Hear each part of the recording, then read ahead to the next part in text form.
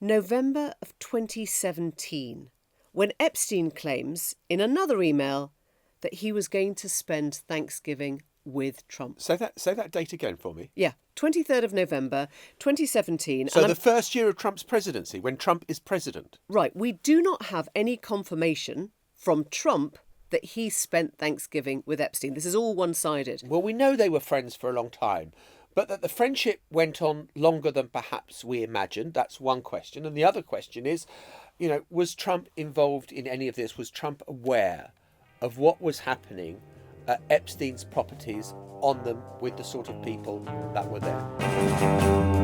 It's John. It's Emily. And yesterday came a little trickle, 3 emails released by Democrats about Epstein and Trump.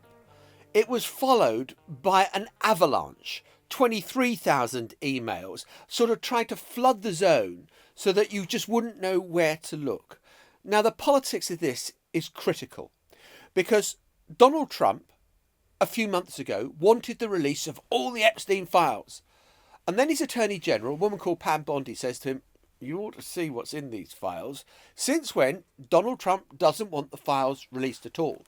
And in Congress at the moment, you have a lot of Republicans who are hearing from their conspiracy-hungry base, I want to see what's in these files that you were all talking about before the election. And not just the conspiracy-hungry base, but people who've heard the testimonies of victims who actually just want to get to the bottom of what he did. Exactly.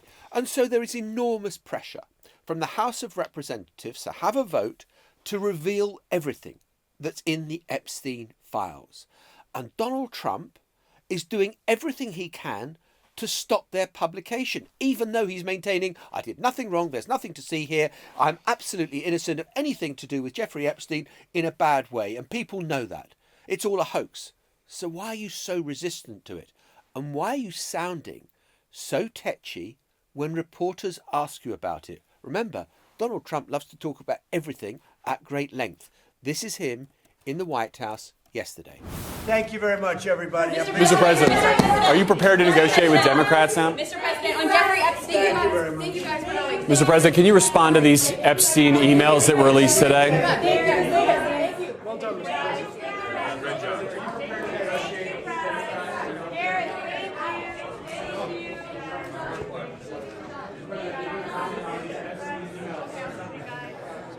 Good try. What? No questions. The man who is renowned for his 2-hour-long press briefings has decided that he's had enough. Why is this all so difficult then? That's the question. Well, the emails have been released. The House Oversight Committee in Congress is the body that has released them, and they have come from the Epstein estate. And as you say, there's 23,000, so it's going to be a jolly long episode. You might want to go for a long run or do some marathon Make a cup of training. tea now and then bring it back in a really kind of thermal flask so it doesn't get cold too quickly. But you've heard about that phrase, flooding the zone. Yeah. And in a way, that is the impact of having 23,000 emails, that most people, most journalists, most publications are sifting through the stuff that is coming out. And as we speak, only a fraction of what is in those emails is known. There is so much stuff out there that no one can quite get a handle on what is being revealed. But I think part of our task today is to take you inside some of the emails you might have missed and see how it shapes the narrative of who knew what about the Epstein crimes. Because I think that the central question, is there a smoking gun that links Trump to Epstein? Well, we know they were friends for a long time, but that the friendship went on longer than perhaps we imagined, that's one question. And the other question is, was Trump involved in any of this? Was Trump aware of what was happening at Epstein's properties on them with the sort of people that were there? Exactly. So there is nothing here that links Trump so far, I should say. There is nothing that we have seen that links Trump to any kind of criminal behaviour. But your question about who saw what is critical. And the other thing, I suppose, to remember is that Epstein was not only a paedophile, but a prolific, polished liar. So in a way, we have to start by taking everything in these emails with a pinch of salt. Nevertheless, the time frame of the emails, the names they mention, suggest, as you say, that several people who swore that they broke off their friendships with Epstein in the early 2000s, Trump being one of them, who said he didn't have any contact with him after about 2004, 2005, appear from these messages to have stayed in touch a lot longer and to have been very close friends indeed with Epstein. Epstein tries to present himself as a Trump insider. He suggests he wants to leverage his friendship with Trump to store up material. We would know that as compromat or blackmail, frankly. As Trump's campaign gains traction in 2015, Epstein asks a New York Times reporter, "Would you like photos of Donald and girls in bikinis in my kitchen?" A direct quote from one of the emails that's been released. We don't know those photos exist, of course. We don't think that the reporter ever got them. They were never sent. But he then goes on in the same sort of tranche of the emails to say Trump is so focused on watching girls in his Epstein swimming pool that he bumped into a glass door that left a nose print on the glass. What does that tell you? It doesn't tell you that Trump is guilty of any specific behaviour.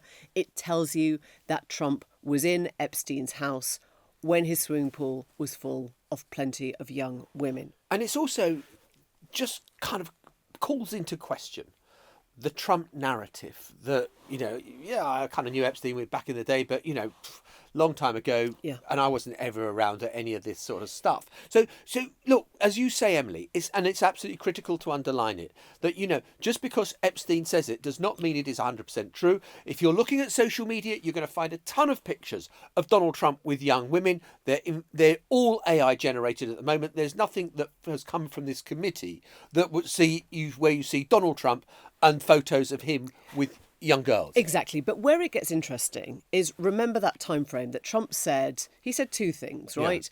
That he'd kicked Epstein out of Mar-a-Lago because I think Epstein had made a move on one of the members' daughters. He said he'd had nothing more to do with him since 2004, 2005. That doesn't appear to be true from these emails. A few months later, an email from Michael Wolff, journalist, author, not a big fan of Donald Trump. Epstein asks what Trump might say about their friendship on a CNN presidential debate in the lead up to the 2016 election. And Wolff says, let him hang himself. Valuable PR and political currency. If he says he hasn't been on your plane, he hasn't been in your house. In other words, he's suggesting that Epstein should keep something back as ammunition in case he needs it. By 2018, the authorities are closing in on Epstein. This is the year before he took his own life in prison. This is after Trump has won the election. And it is after it's become clear that Alex Acosta, who was Trump's first-term Labour secretary in his cabinet, was the one who signed off Epstein's plea deal in 2008. The sweetheart deal. The deal that let Epstein walk away from trial and agree to an open prison arrangement for 18 months where he could come and go as much as he wanted to. He made that trial disappear. A series of articles in the Miami Herald is what prompts the authorities to reopen a wide-ranging criminal investigation. And in December of 2018, the year before he died, Epstein is writing to somebody who's not identified. And this person says, they're really trying to take down Trump. And Epstein replies, it's wild. I'm the one able to take him down. Again, what does that mean? We don't know. Does he have anything? Does he just set himself up as the man who has stuff? But again, he's talking to Michael Wolff, the journalist. He says Trump knew about the girls as he asked Ghislaine to stop. Trump knew about the girls as he asked Ghislaine to stop.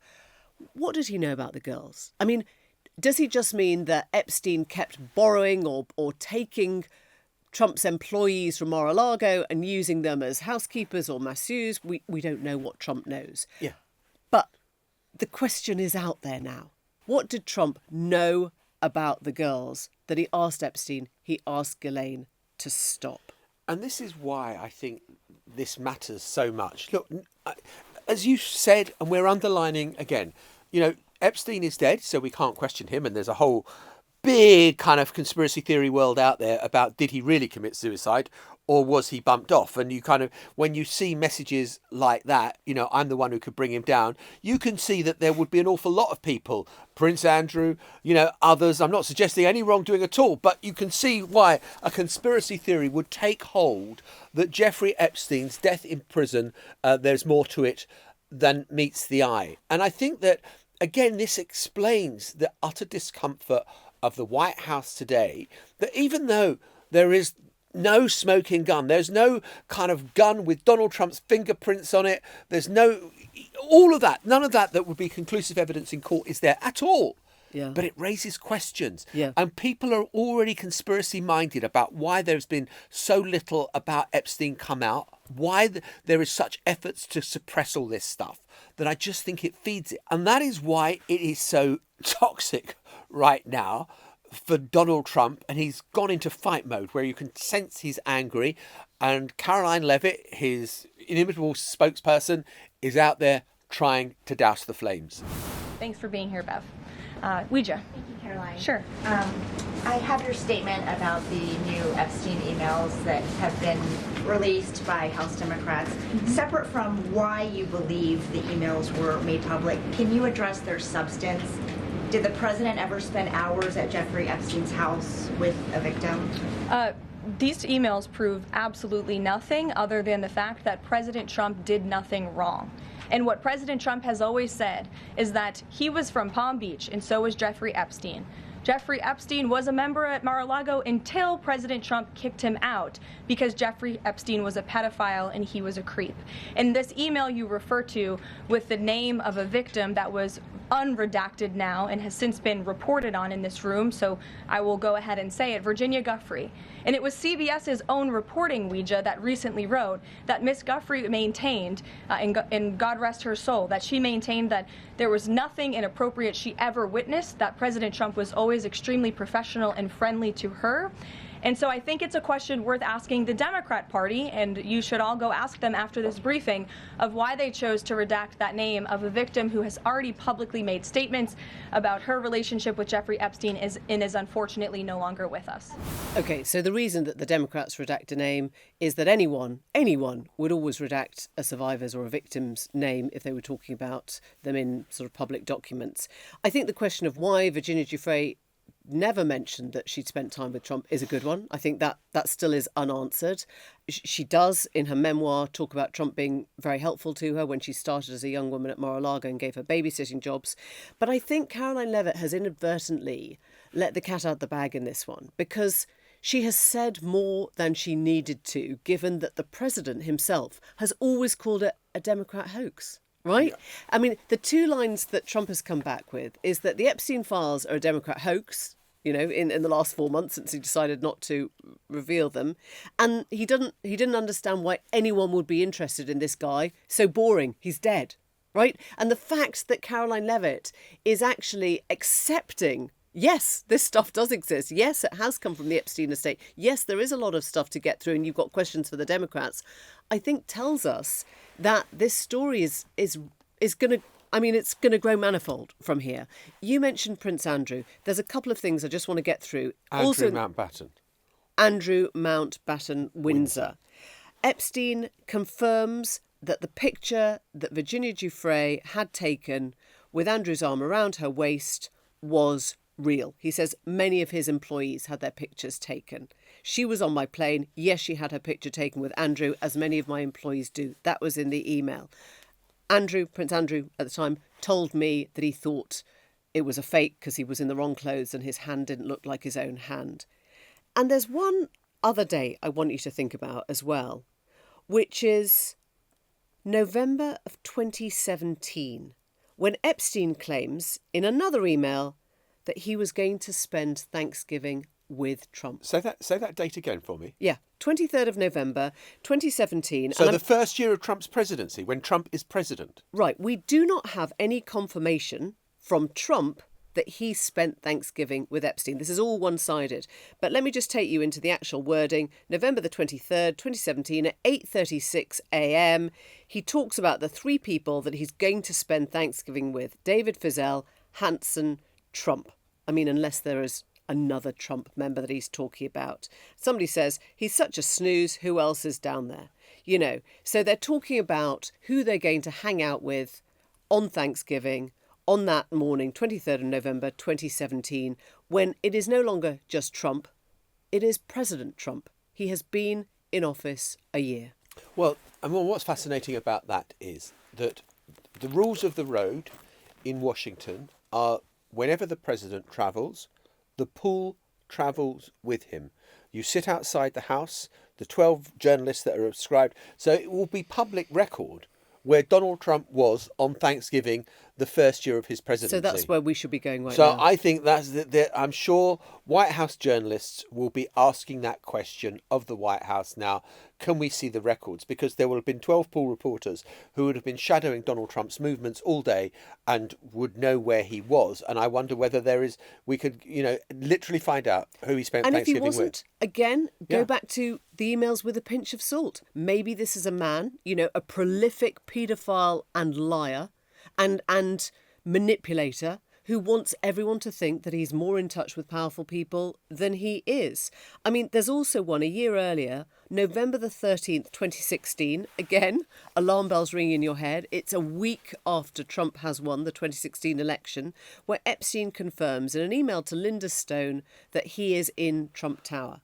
So if these dates match up to the kind of investigation that I think will ensue, it is telling us that Epstein and Trump were not only in touch, but in each other's company for almost a decade longer than we've originally been told. And of course, as I said again, and I'll say it one more time, this may be all in Epstein's head. It may never have happened. There may have been no Thanksgiving. There may have been no visit to Trump Tower. This all could be made up. But what has happened now is there are lines of inquiry that journalists are going to pursue, which means that if Donald Trump today wants to talk about the economy or immigration or whatever it happens to be, this is going to consume so much oxygen and so much bandwidth about all these questions about Epstein.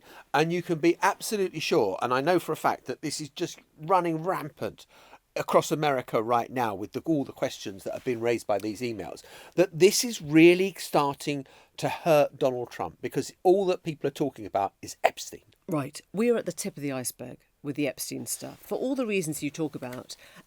And let me put this in perspective. The 23,000 emails that journalists are right now sifting through are not even what we mean when we talk about the Epstein files as a tranche. There is video evidence, there is recording evidence, there are post-it notes, there are texts, there's all the rest of it, there are letters. That is a whole other tranche that if a vote goes ahead in Congress next week, we could see released in December. And if there is pressure on the DOJ, we will get the testimony of victims, survivors of Epstein, released from those who gave their evidence, their testimony 20 years ago. So, and I should say we're focusing on the relationship between Trump and Epstein today because it is the one that is the most highly political right now.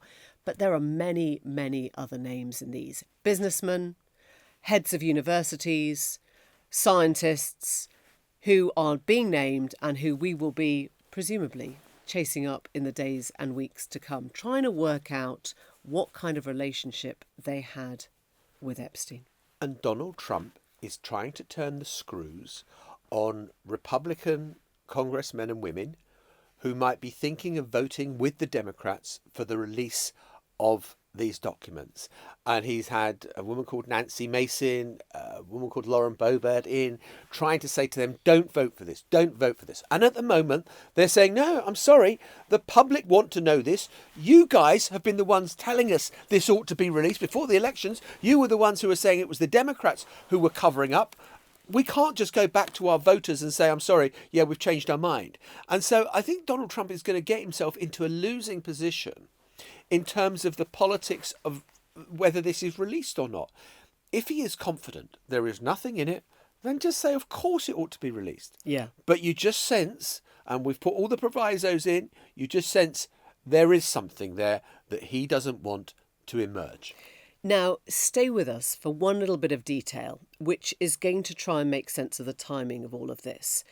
You will know that the US government has been in shutdown, essentially. The government has not been functioning for the last 50 days because the Democrats wouldn't sign off on the Republican spending plan because it didn't include measures to extend the Affordable Health Care Act. So nothing has happened in American government for the last 50 days.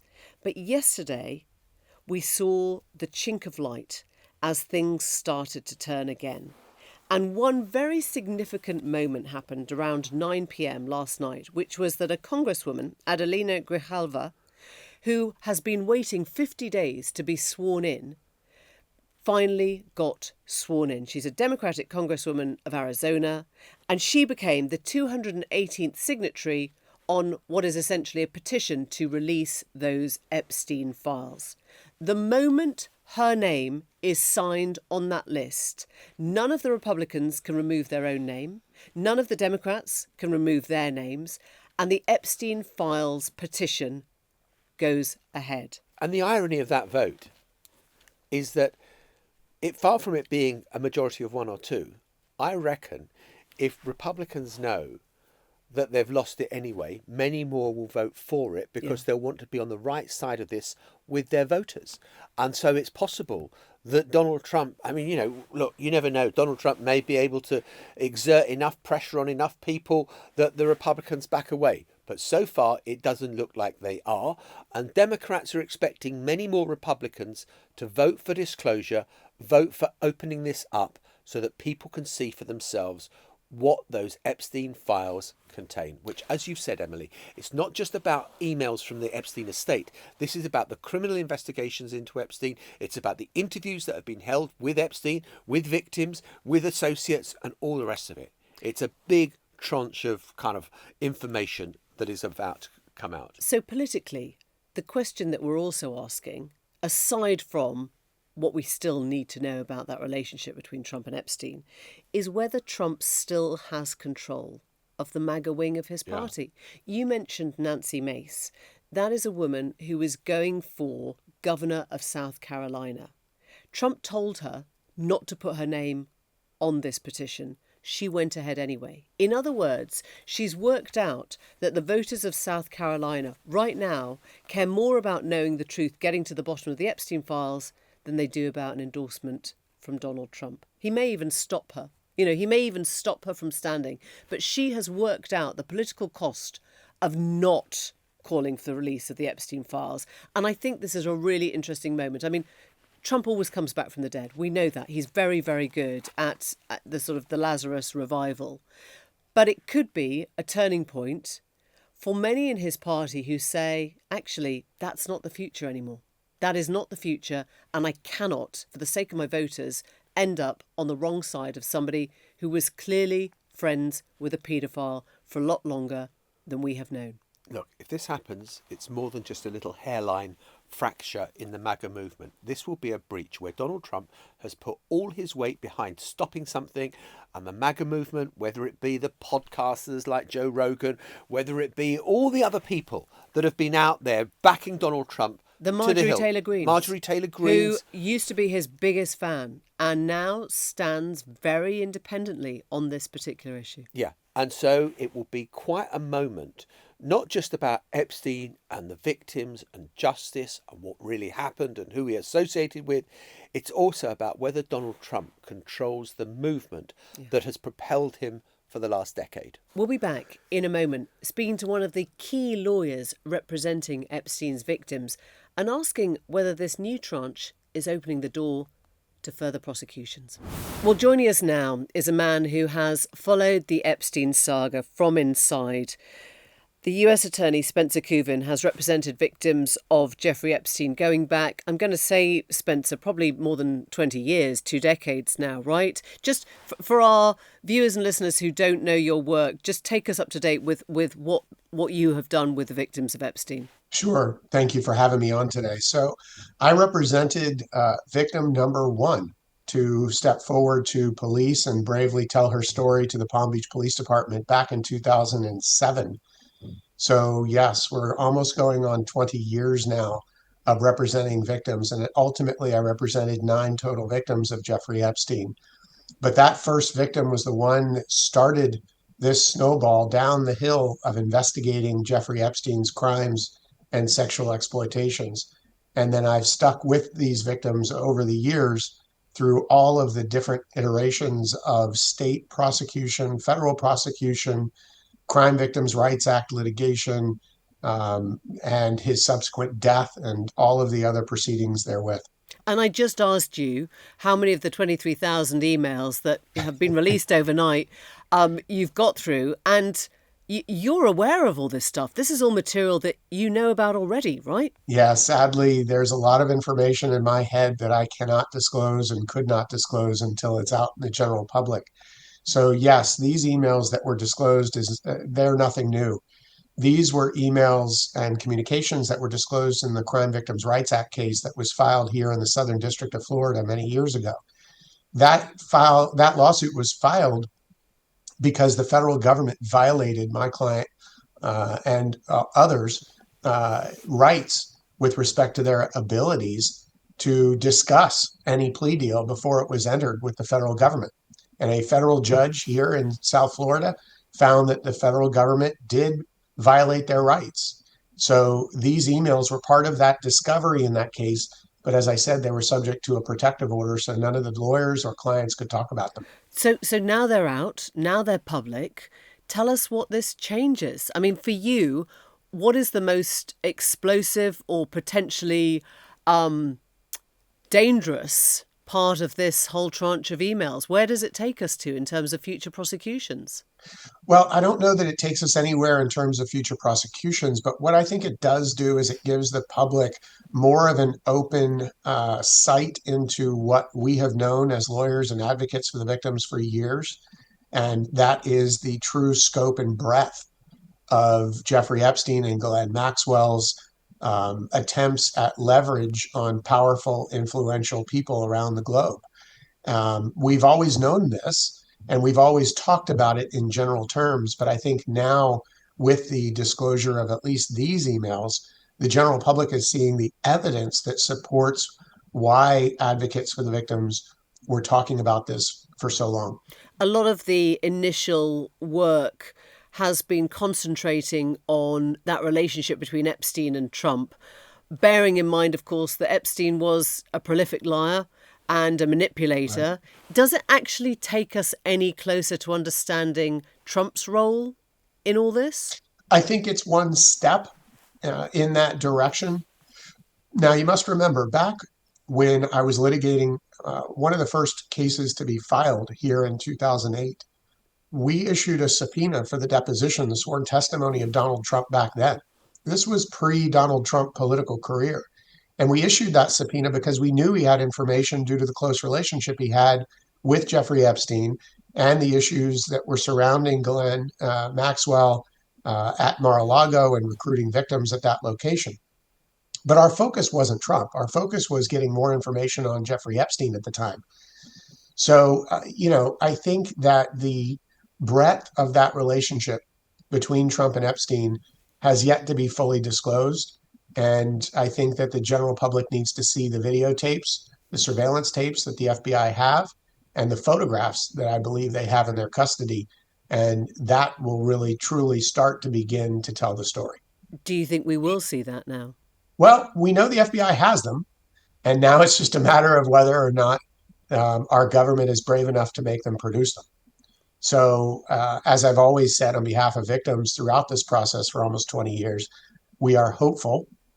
But unfortunately, the government has let down my clients time and time again. Do you believe Trump's own account, which is that he cut off contact, he cut off his friendship with Epstein in around 2004, 2005, more than, 15 years ago, he said in 2019? So I do believe that the relationship did terminate at some point. The evidence that we saw in the litigation did show that there was this break and split between the two in the late 2000s at some point.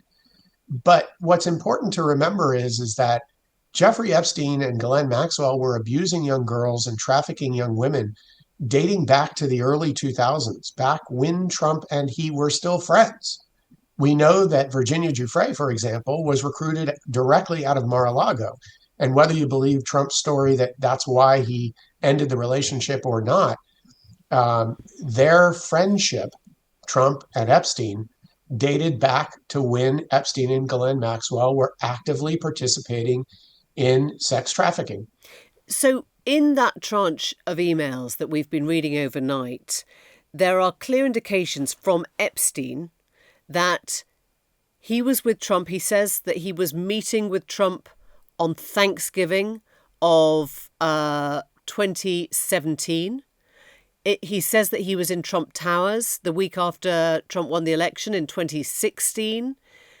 I mean, these are not obviously corroborated from Trump's side, but do you think these are all fabrications, or do you think the two men did stay in touch, did meet up in much more recent years? Well, I think that from what I have seen, much like we saw with Andrew, when he attempted to say that he had cut off all ties, and then he's caught in Central Park taking photographs walking with Epstein and staying at his home in Manhattan. There are a number of individuals that were wealthy, powerful, politically connected individuals that stopped talking to Epstein for a while, but then when it seemed like the dust had settled, reestablished contacts with him for some unknown reasons. So I would not be surprised if Trump was one of those individuals that felt that it was getting too heated with respect to the investigations going on with Epstein and what he was doing, that he broke contact. But then when things seemed to be dying down, may have reestablished contact, especially when Epstein presented to him, hey, look, I've got information. And if I use this information, it could hurt your career. So you better talk to me and meet with me. So it's like a yo-yo. He could just pull them back when he wanted to. We know that they use leverage. We see that in the emails that they were utilizing that type of leverage, or at least discussing the concept of utilizing that leverage to Jeffrey Epstein's advantage. You see that in the email with Steve Bannon and discussions about leverage and what can be used. Yeah. And Spencer, we're talking a month after the publication of Virginia Giuffre's memoir, a young woman who went on to take her own life earlier this year. I guess for you, you want to do best by victims, and there will be many women probably looking at what is happening over the coming weeks and months and thinking, am I going to fight this? Am I going to come forward? Am I going to get closer to justice now? Are you hearing from them? Are you thinking you want to take on more cases, or I mean, is the lesson of all this that it's barely worth the price? Well, I appreciate you raising the issue because it's an important one. My clients cross the gamut from individuals who have still yet, 20 years later, never been named publicly and choose to remain that way, and others who have chosen to speak out. I didn't represent Virginia Giuffre directly, but I was very close friends with the attorney that did represent her. We worked together on the cases at the inception of this litigation. Yeah. And, it definitely takes a toll on a victim when someone has the type of wealth and power that Epstein did to attack these girls' integrity and lifestyle and follow them with trucks and private investigators and dig into their personal lives to intimidate them. Of course, it affects them. But what I would say to victims everywhere is that there continue to be gladiators, fighters like myself and other attorneys that will fight for you to make sure that the truth comes out. And had the victims not been brave enough to come forward in the case of Jeffrey Epstein, he may still be trafficking young girls even today. Yeah. So it is only but for the courage of these young girls that were brave enough to stand up and come forward that he was able to be stopped in his tracks eventually, as well as Ghislaine Maxwell. And we need victims to speak up, talk about what's occurring, because for it to stop in the future, we need the bravery of these young women to speak about what's happened to them. Yeah, that courage has been so noticeable and so remarkable with those who've come forward, and sometimes they've had the evidence to present to us to show us what they mean. And one of those was the photo that Virginia Giuffre had taken with Prince Andrew then's arm around her waist, a photo that he told me in 2019 was probably a fake because he was wearing the wrong clothes or wouldn't have been upstairs or he didn't recognise his own hand. I mean, from this tranche of emails, Epstein has confirmed that photo is real. it kind of makes you wonder why people would come towards an interview or come towards a testimony with a lawyer and just tell lies that are so easily disproved. It's absurd. It's absurd. But I mean, look, time and time again, we have seen politicians and wealthy individuals and powerful individuals around the globe just try to completely gaslight the general public when the information is right in front of them. And, what I would say is that if people buy into those lies, they will continue to do it. And unfortunately, there are a group of individuals that, regardless of what these powerful or wealthy individuals say, will believe them. And they know that. There is a certain group of individuals that follow Donald Trump, for example, that he said it himself in his own words. I could shoot somebody in the middle of New York and get out of it and not be convicted. So there are these individuals that are going to believe whatever they say. We've got to stand behind the truth, though, and we have to see the facts for what they are. And unfortunately, with the current administration we have here in the United States and the evolving news that I've seen develop over the last 20 years, that line between truth and false has been blurred.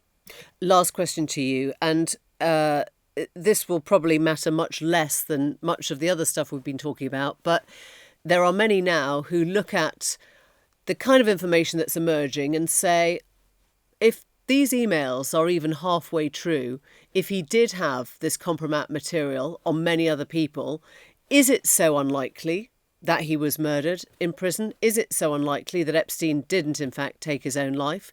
Where do you sit on that? Yeah, well, I have always been consistent about this issue. And I believe I gave a quote to one of the UK papers, in fact, when he was first arrested. And I was the first individual to say he's not making it out alive. And I knew that because of what I have learned over the years of litigating these cases, what he had and the information that was there. So I have never been convinced that he took his own life in jail. How and who has been a question, but whether it occurred has not, at least not to me, based on the information I've found and what I've seen. So, that question still remains. At the end of the day, though, what's important to understand is this was either a massive failure by our U.S. Department of Justice at the time to allow something like that to happen in its most secure prison, or someone killed him. Those are really the only two options. And I think that option 2 is frankly more likely. Spencer Cooven, great to speak to you today. Thank you so much. Thanks for your time. Thanks for having me. The Newsagents. This is a Global Player original podcast.